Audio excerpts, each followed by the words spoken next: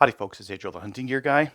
This is the Primary Arms SLX 1X MicroPrism Cyclops Gen 2. My God, what a mouthful. It's a 1X prism optic, which means it's kind of like a red dot, but not quite like a red dot. This one is really interesting because it's so compact. It's such a small sight, and this is its biggest strength by far. It's a very small sight. Primary Arms is kind of like a value-priced budget optics maker, and they've been coming out with some interesting stuff. The other interesting thing about this one is that it comes with just a bunch of different mounts, heights, and cantilevers, straight, up a little bit, not up a little bit, or pretty low down as well. So a bunch of different optics mounts that it comes with, and they're decent quality. They're fine. Like, there are some nice QD mounts out there. These aren't QD. They use like a Torx on them, but who cares? Who cares about that stuff? Cute little bikini cover on this thing. It fits really well, and it's asymmetric. So a lot of the bikini covers that go on these things, they make them symmetric, and then they don't fit quite right because these things, like, they're never symmetrical. Look at this thing. It's got a big knob up there, a little one on the side here, and you can see that it doesn't fit on there the same on both sides, but actually gets a great fit from it. It's even to the point where it's got a little notch taken out of the bottom there so it can fit along the bottom of the front there. So fantastic from that aspect. That's our optic right there. You can see that we've got exposed turrets here. Turrets, you can even call them turrets. You put a coin or like a case in there or something like that. And one of the things I just don't really like about this, 1 click per MOA, not very granular. I'd prefer to have 2 clicks per MOA or half MOA clicks on it, just because that's pretty crude. But it's a 1X sight, so maybe it's fine. In terms of looking through it, it's got an ACSS reticle on it, which looks kind of like that. It's got some like range and height and whatnot. Realistically, you're just going to use the point of the chevron. The point of the chevron is going to be all you're going to use on that thing. The round bit is nice if you want to do like rush shooting. I primarily shoot 3 guns, so I was thinking about this in terms of like 3 gun. The advantages that this would have over a red dot astigmatism blows it out. So anyone who has astigmatism or something like that, they won't be able to use a red dot, whereas this would work just fine. That nice sharp crisp chevron on there is fine for an aiming point. It can be illuminated as well, so oh, you can actually see through there. Look at that. Oh, there's the sight right there. Let's try to get this thing illuminated and see. It does have some night vision settings, which I'm never going to use, but there it is. There's what it looks like there. It's got illumination. You can choose whether to use it or not, maybe in like a low light setting or something like that, or with night vision gear. But I think if you're gonna use night vision gear, you're gonna use a better optic than this. You don't have to use like an inexpensive optic with thousands of dollars of night vision. I just don't think it makes any sense.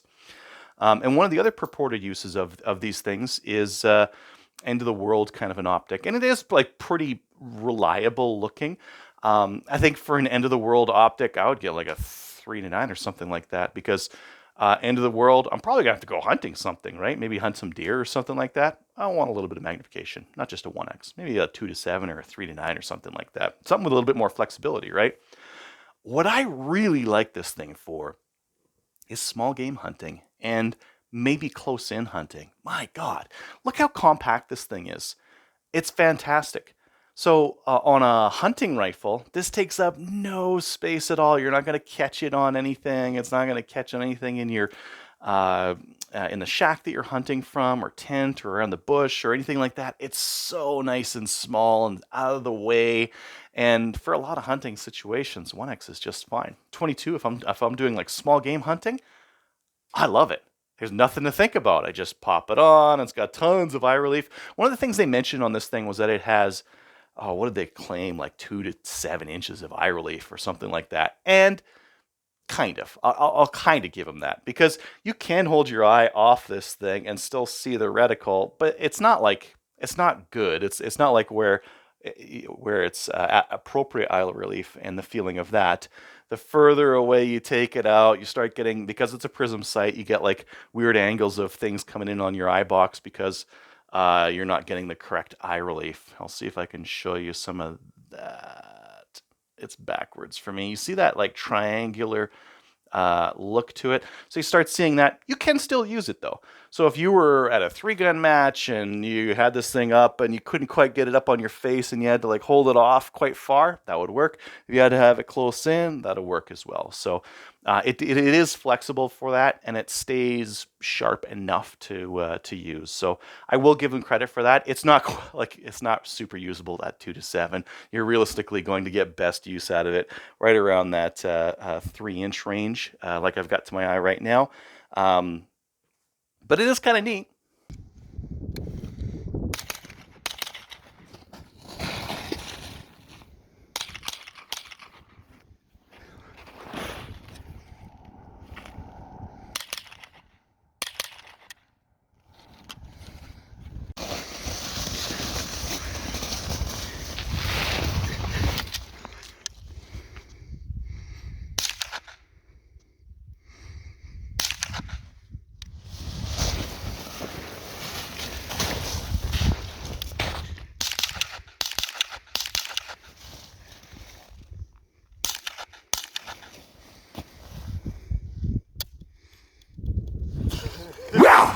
So should you buy one of these things? Well, I think that really depends on what kind of shooting you do, and if you have astigmatism or not. So if you have astigmatism, you're trying to shoot 3-gun, your standard red dot's not going to work. Something like this would. The standard like favorite was the Spitfire from Vortex, which is a 1x prism as well, but it's like monstrously big compared to this thing. More expensive. The Spitfire though would have like, it had a graduated turret on it, so you could turn it up or turn it down and adjust the reticle.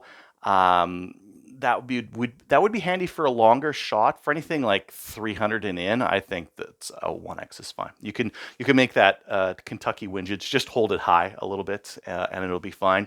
Or you can use that chevron on there for a little bit of crappy like holdovers and that kind of a thing. I think that's fine. So if you want to do 3-gun in limited division, or what is it, like factory, or it really depends on which league you're in, I guess. But it can be used for that. Hunting, close-in hunting, oh, love it. Love it, love it, love it. Yeah, you can use irons. This is way more open and small and out of the way, and on a low mount on a rifle, pretty bulletproof. Pretty bulletproof, and I would have no problems using this. In fact, I had this out small game hunting over the winter, and love it.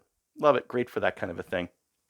End of the world optic, I'd probably get something in a 2 to 7 or a 3 to 9, something that gave me the opportunity to take longer shots than just a 1x would, just because I might need to do that kind of stuff. I might need to go hunting or whatever in the end of the world times, the end of days, we'll say. But anyways, the thing that I'm finding really, really interesting, Vortex did this with some of their Gen 2 Spitfires. Their 3X and their 5X were also very compact. I'm really liking this. There's some drawbacks to going with this compact of a size, but they're worth it. And I think that this is a very nice optic. It is kind of crappy that it only has 1 MOA clicks on there, but I think that's okay. It might be okay enough for a 1x optic. If it's something that bothers you, look at the Spitfire, or Burris has a couple of prism sights as well. Not this small though. Anyways, thanks for watching.